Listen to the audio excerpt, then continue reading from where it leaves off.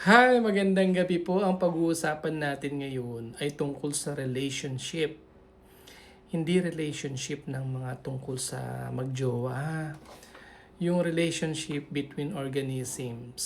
Halimbawa, relationship ng bacteria at saka yung fungi at yung ibang mga organism. Meron tinatawag na commensalism, mutualism, antagonism.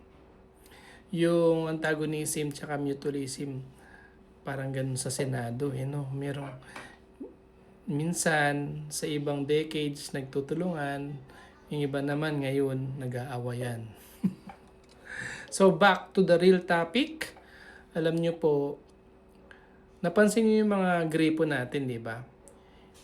Hindi natin nalilinis yung pinakaloob-loob ng gripo natin.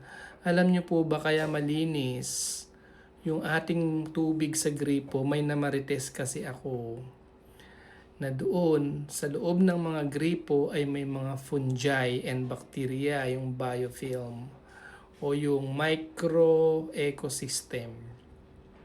So para hindi pumunta yung tubig or lumabas sa gripo natin yung mga bacteria, kinakain yun o tinatrap ng mga fungi. Oh, marites lang yun pero it's true.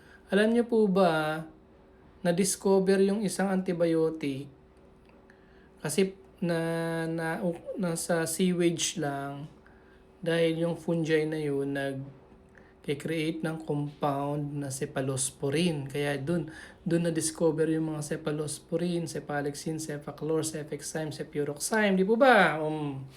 Tapos, yung tinatawag na commensalism naman, yung relationship ng dalawang organism. Halimbawa, yung isang organism, halimbawa yung mga isda na nandun sa likod ng turtle. Kasi yung sa turtle, meron parang mga tumutubo dun sa likod ng turtle eh. So yung mga isda, kumakain sila ng pagkain dun sa likod ng turtle without harming the turtle. Diba? So yun yung tinatawag na commensalism. Nagbe-benefit yung isa pero hindi naman niya sinasaktan o inaagrabyado yung isa. Ayan. Yung isa naman principle po yung mutualism. Parehas silang nagbe-benefit. Halimbawa, yung bacteria and fungi sa loob ng bibig natin. Yung fungi, binabawasan niya yung oxygen level doon sa oral flora natin para mabuhay naman yung bacteria. So, nag-mutualism sila.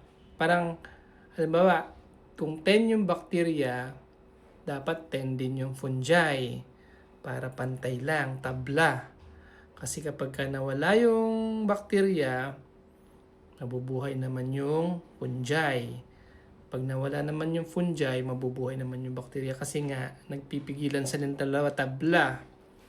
Halimbawa na po, fungi and bacteria, tabla. Uminom ka ng antibiotic para patayin yung bacteria. So kapag namatay yung 10 bacteria, dadami yung fungi. Kaya yung ibang mga taong nag-antibiotic, may mga singaw sa bibig. Di po ba? Totoo yung sinasabi ko, di ba? Although hindi natin mababasa sa libro, pero totoo yung sinasabi ko. Ayan, meron naman tayong tinatawag na antagonism, naglalabanan sila. Nagpapatayan yung dalawa, yung fungi.